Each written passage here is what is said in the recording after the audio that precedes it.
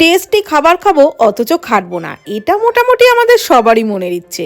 তো মনের ইচ্ছে পূরণ করতে গেলে এই রেসিপিটা কিন্তু ট্রাই করতেই পারেন।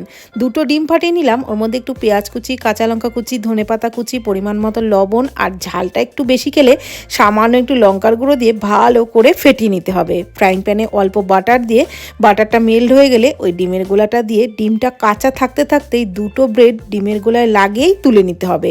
তারপর আরও দুটো ব্রেডকে ওই ডিমের গোলার উপরে দিয়ে দিতে হবে, আর ওই যে কাঁচা ডিমটার সাইডে রয়েছে সেটা একটু চামচে করে তুলে লাগিয়ে দিতে হবে। তারপর উল্টে নিয়ে অপর পাশে একটু লেবুর রস, দুটো স্লাইস চিজ ওপরে দিয়ে ওপর থেকে একটু গোলমরিচ গুঁড়ো ছড়িয়ে দিতে হবে, আর সাইডে ডিমের বাড়তি অংশগুলোকে এইভাবে ভাঁজ করে নিতে হবে। আর প্রথমেই যে ব্রেডগুলোকে ডিমের গোলাতে ডুবিয়ে নিয়েছিলাম সেগুলোকে উপর থেকে দিয়ে ওপরে আরও একটু গোলমরিচ গুঁড়ো ছিটিয়ে উল্টে নিতে হবে। তো বেশ কড়া করে কিন্তু ভাজা হয়ে গেল, তবে টেস্টটা আরও একটু বাড়ানোর জন্য ওপর থেকে এইভাবে একটু বাটার লাগিয়ে নিতে হবে। ব্যাস, তাহলেই তৈরি হয়ে যাবে এগ চিজ টোস্ট। তো এভাবে বানিয়ে ছোট ছোট টুকরো করে কেটে ব্রেকফাস্টে বা ইভিনিং স্ন্যাক্সে খেয়ে দেখুন।